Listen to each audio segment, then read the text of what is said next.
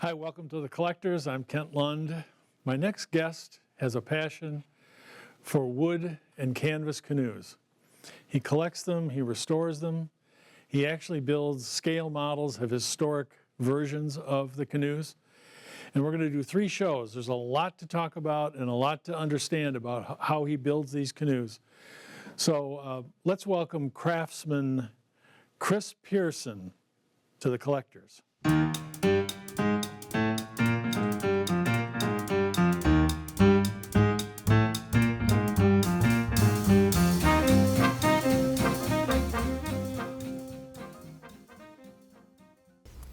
Well, welcome to episode 3 of The Collectors. I'm with Chris Pearson, fine craftsman. Now, in episode 3, we're going to talk about scale model sailing canoes, and also a very interesting sailing or regular canoe diorama. Now, Chris, how did you get started with model making? Well, scale work in particular. Okay. In grade school, we went on a field trip to a museum, Okay. like a lot of kids do. And I saw a diorama being from upstate New York, Rochester.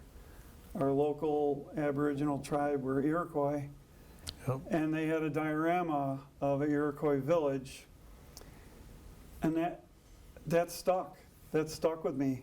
And I fell in love with scale.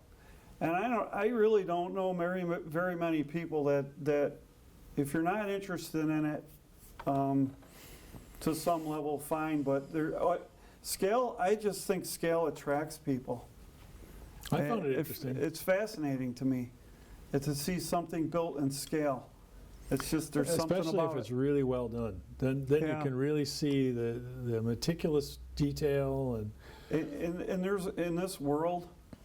There's a lot of talent out there, and you get on the internet and you'll find it, and that's what keeps me humble, is there are so many good scale model builders out there that take it to the nth degree. And yes, you are being very humble, Well, because this stuff's great. It keeps you humble.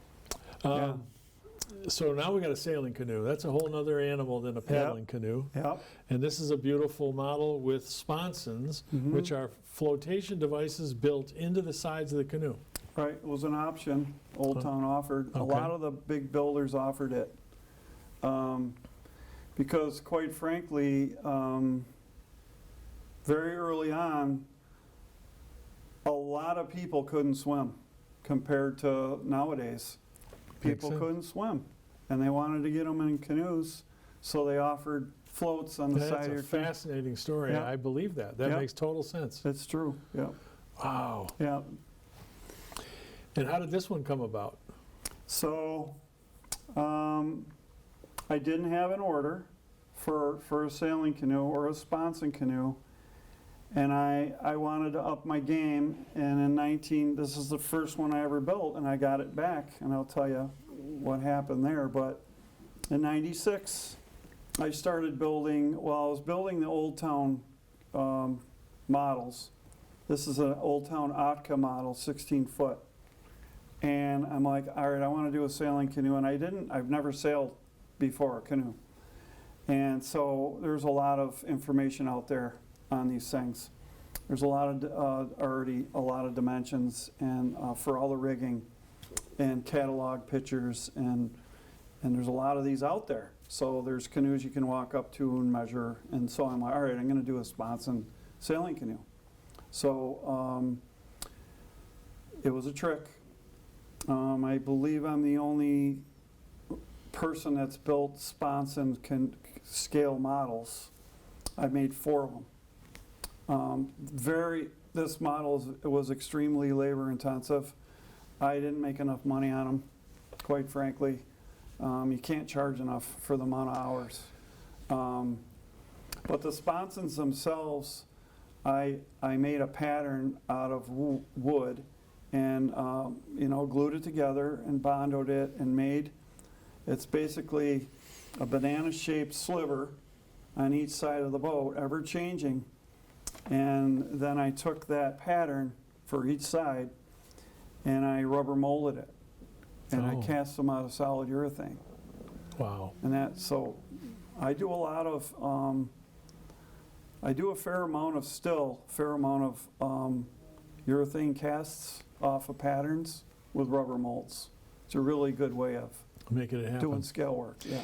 And the reason for the sponson, it gave it some width, but it had flotation capabilities, right? It had air in it, and it made Yeah, it. what's amazing tippy? is, and I'm restoring a full-size canoe right now for a customer, what's truly amazing is, in the volume that Old Town made canoes, they made 250,000 wood canvas canoes in total around there.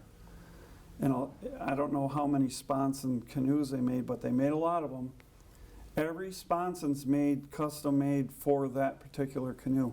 They didn't have a pile of them that they would grab and just stick on the canoe. Wow. They built them right on each individual canoe. And you mentioned something that we talked about earlier that I found fascinating. They had their own lumber camps to get They had cedar. several. One of the Gray sons, I believe. Correct me if I'm wrong, Benson, but they have several camps, and one of the Grays, his only job was to go out and make sure these camps were producing cedar Because they in needed the a main lot. woods. They needed a lot, and they ran out, or they got low, and they came to Michigan for Michigan cedar. Railroads were big back then, and that's how they did it. So you could buy a boxcar. They could order a Mhm. boxcar of cedar from their lumber camps here. Mm-hmm. Well, this one's really, really pretty. There's a history behind this too. You sold it. Yeah, I made it. I sold it, and the gentleman that I sold it to was a good friend of mine, and he died, and then it ended up with a dear friend of mine. When we helped my friend's widow clean out the estate, he had a massive collection of canoes and boats, and he had a lot of my models. My friend Glenn Raish ended up with it. It fell in disrepair, and he called me one day and he said, "I want you to have the canoe." And I lost my mother a few years ago, and this is kind of hard. I lost my mom, and she made that sale. She was an amazing seamstress. That's beautifully made too. She made the sale, and I got the canoe back. And the thing about these models and these full-size canoes and these artifacts, it's all about the story. Very You much know, so. It's all the stories that are It's the attached to it. story and the find and the search and so on. What kind of material is that sail made out of? I think it's like, I'm not really sure what my mom used. I think it's Okay. like Egyptian cloth, maybe. I've heard of Egyptian Yeah. cloth. It's kind of rare cloth too. Yeah, I'm not really sure, but it's Egyptian cotton is the term I've Egyptian heard. cotton, yeah. And it was used also in the Detroit public schools for their shop classes for the No A.J. kidding. Fisher sailboats that No kidding. that everybody made. And Egyptian cotton. I could be wrong, because I know that the original sails were Egyptian cotton, so I could be wrong. But I talked to my mom about it, and here's what Egyptian cotton is and what it looks like. I want to make the model reflect that. So it's probably not that, but it's a replica of it. Yeah, it looks great.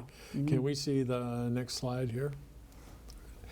Now here you are working on it. That was an option. Old Town offered these longer decks with a coaming. That was an upscale option. They also had, short decks, and I like the look of the coaming. It's just richer. You can see the coaming is just sitting there ready to be Yep. installed, right? Yep. Yeah, that makes And sense. it's funny that the way I do that coaming is I'll boil it, and then I'll put it attach it to some masking tape.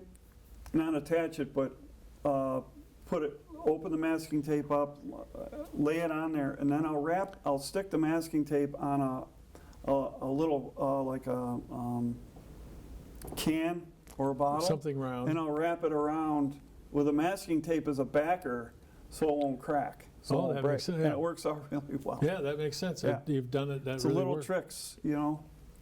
That works really well. There's the outwell going on. Clothespins work great for model work. That's the stem, that's bending the stem.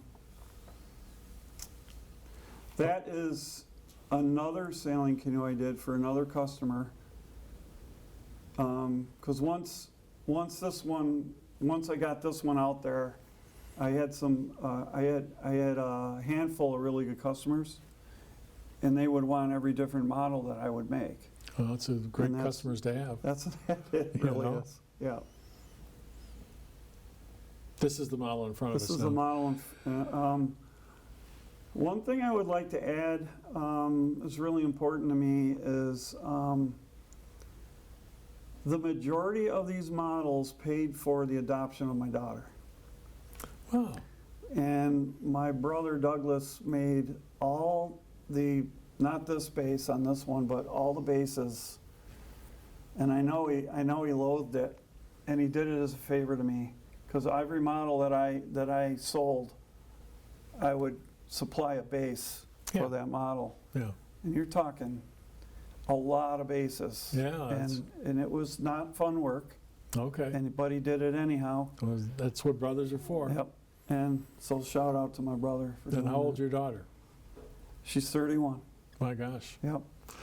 That's an amazing story, because it's important to hear why people do matters. things too. Yeah, sure. it matters. Now, one of the things that I'm sure people are wondering is, how do you do the seats? How do you do the keening? So that was the conundrum, right, when I started doing this. And I'm looking at them and I'm like, well, you can get dollhouse cane, prefabricated cane, and that's really too small for Okay. 8th scale. This is 8th scale. And so I drilled the holes, and I'm like, all right, I'm just going to try thread or string. I came up with this. It's pearl cotton. I'm not familiar with that, but it's Pearl cotton is you can get it at the fabric store. okay. I think it's used some kind of like cross stitch or Some some kind process of of art. knitting or something. Anyhow, I saw it. I'll go in the fabric store, and I'll be looking at obscure stuff, and they're wondering what I'm doing in there. And I found this pearl cotton, and I'm like, that's perfect, because it had some volume, but not too much volume. So I stitched it. It's all hand stitched, and then I put tung oil over it to make it look like cane. Yeah, the Yeah. color's perfect. Coloring's Yeah. perfect. And what are we using for rigging? String. I'll call it string because I don't know what it's really called. So that rigging I got from a ship model parts distributor. That makes sense. And you could find a lot of different scale, rope, and string. Those are actually working pulleys. And that's ship model scale Wow. stuff too. Those are real brass pulleys. And the dagger boards, you're carving those out and shaping those out of that's just just a all raw wood. one-off handmade Yeah, it's beautifully stuff. done. Yeah. And there's a beautiful rudder in the back. Yep. Yeah, people, if you're, it's a sailboat, really. It just happens to be a canoe. So it's got a rudder and it's got a center board, but it's really called dagger boards on a canoe. And lee boards. Lee boards, Yep. okay, thank you. And then it's got a beautiful sail, and that's the way it works. And I tell everybody that canoes, that paddles, and you haven't lived till you sail a canoe. You have not. It's so much fun. I'll be darned. I have one. I have a full-size sailing canoe, and it is a hoot. It really is. It looks like it's fun and It's exciting fun. at the same It time. is. Now, one of the other things we're going to talk about with Chris is there's a treasure. This is a treasure chest right here that Chris made. He makes art, not just canoes and boats and so on. He makes some art and whirly gigs and things, right? Yep. Wind art. And so this is something Chris made. And look, tell us about this, Chris. This Well, is I can't even tell you. When I was at JCI, they were nice enough on my own time to let me use the machinery. which is all sophisticated, beautiful stuff. This, believe it or not, this log was CNC'd on the inside, a milling machine. You mean you didn't get out a hammer and chisel? No, I did not. I cheated. Yeah, okay. But that's the only thing I cheated. Okay, I get it. I understand. Yeah, well, the hinges are cool, the way it closes and opens. Yep. So there's a shot of the. So there is, believe it or not, the water is a solid. Is one. It's not. It's a piece of wood. It's 1/4 inch thick. Oh, okay. That's maple. That's curly maple. Oh, so I liked the maple because it looked like water to me. Yeah, okay. You stained it, obviously, to I get the stained color. it. I thought about pouring the water with resin of some sort. Yeah. And I'm like, no, I like the idea of doing this. Now the hard part was, for anybody that knows canoeing, and solo canoeing in particular, Right. you heel the boat over. It's more efficient, Right. and you J-stroke it, and that's definitely what I wanted to capture Right. on this diorama. Yeah, you can see the canoe's laying on its side, less surface exposure, and when we get further along, you'll see the guy sitting sort of in the middle. Right, and I had to cut that piece of wood out so the canoe would sit in it Yeah, right. and that was a trick Yeah, because the canoe's on an angle, wow. and I didn't know what that shape was going to look like really. I just had to trial and error to get it to fit. Well, and you got it really nice, and there's even a little shadow there. I can see where the bow is up a little bit, so the shadow on the water is very nice. And then the case itself is very interesting. It's just white cedar log I got from my boss at the time. He had some cedar left over from his cottage. He's doing some renovation work on his cottage up north. And it's fresh too because I don't see any cracks on the ends. Yeah, so you must have had big. You're on the wrong side. You had a bigger on the wrong side. You're hiding it from me. Yeah. But it must have been a bigger log that you cut a little bit. Oh yeah, it was big. Yep. Okay. And then the handles from a beaver house from the El Salvo River up north. Yeah. You pulled it out as you went by and then brought it home, Yeah. took off the bark, whatever. Yeah, I have a lot of beaver sticks at home that I make art out of. So. Well, interesting. Yeah. Do you know what kind of wood that handle is? I don't. I think it's. I know they use a lot of tag alder. It might be cedar. Right. Yeah. Interesting. Well, let's look inside. Yeah.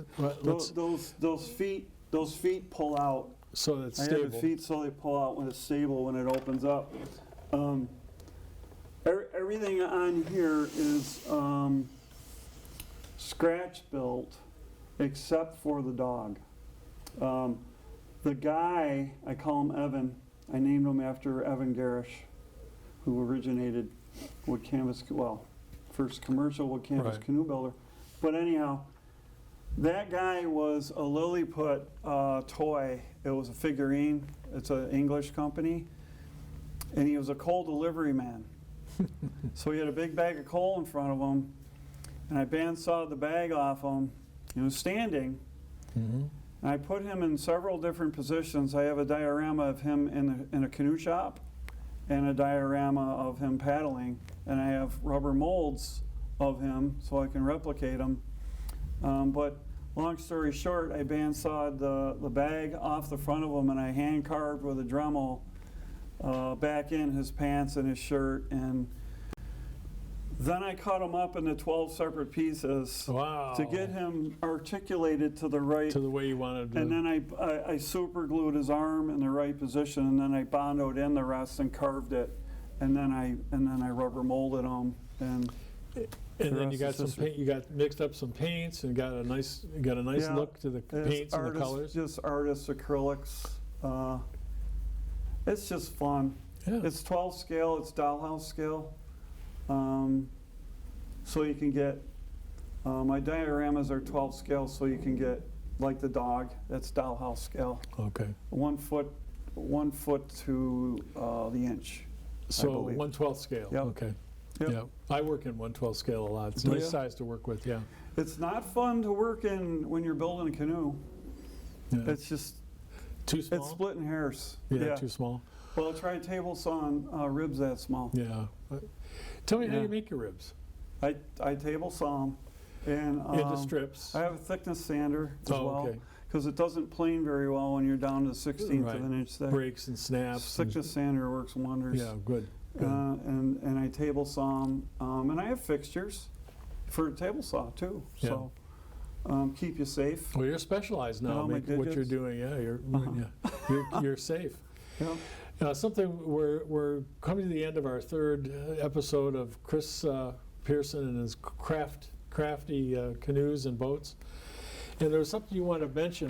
There's a Canoe Heritage Society. Is that it? Yeah, the Wooden Canoe Heritage Association. Shout There it out is. to that. I'm a really early member. There's not a lot of us left Okay. that are early. I joined in '82. Yeah, that's early. Yeah.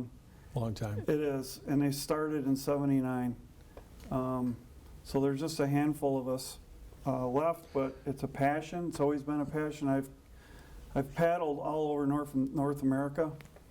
I've logged in many miles in a canoe, and I've had a passion for these. The wooden canoes have soul. Nothing You like know, gliding in a lake no. or a river in a wooden canoe. They're quiet, and you can hear the water coming off the paddle. Their It's really weight, their great. weight is their advantage. They're not fun to portage, Right. to carry, but their weight. You paddle it, you take a stroke, and they just go. Right. And so it's an amazing club. And this club, really, it's people that love and are interested in Yep. wooden canoes for the most Right. part. And Yep. this year is a big meet coming up at the Paul Smith College, Yep, Paul Smith's in the heart of the Adirondacks. which is a beautiful place to go, the Adirondacks. It is. It's a wonderful campus. It's up by Lake Placid, and there's lots to do. If you get sick of seeing canoes, there's a lot of other things to do. Mountains to climb, places to go. And this particular meet you guys are having in July, 15th to the 20th in Yep. July, at Mhm. Paul Smith College. They're going to specialize in motorized canoes because we haven't even touched on it. Some manufacturers actually put small inboard motors, Inboard, yep, and the motorized canoe is going to be the specialty this year. it is. That's going to be cool to see. It's going to be a really good year. Every year we feature a different builder. Quite frankly, we're running out of builders to Oh. cover, and we've never done this before, and I'm really looking forward to it because you're going to see some really unique watercraft Yeah. at this show. I think I'm going to go to the show. I'm looking That's- for. I really want. First of all, I love it. love the Adirondacks, and I Yeah. want to go there anyway. And this Mhm. will be a good excuse to go. Great place to be. Chris, thank you so much for coming and joining us and telling us about what you do. It's fascinating. And hey, by the way, from this show, maybe you can get more money for what you do because you deserve it. And don't be humble because you're doing a Yeah. great job, and this stuff is fantastic. So thanks for watching The Collectors. I like to have people on who collect and make things. And Chris is a perfect example of a guy who needs exposure because he's doing great stuff. So thanks for watching The Collectors. If you want to have a question for Chris or myself, please contact me at bctvthecollectors@gmail.com. Thank you. Hi, my name is Kent Lund. I hope you enjoyed my show called The Collectors. If you'd like to see more content on Chris Pearson, please take a look at the next two shows. Thanks.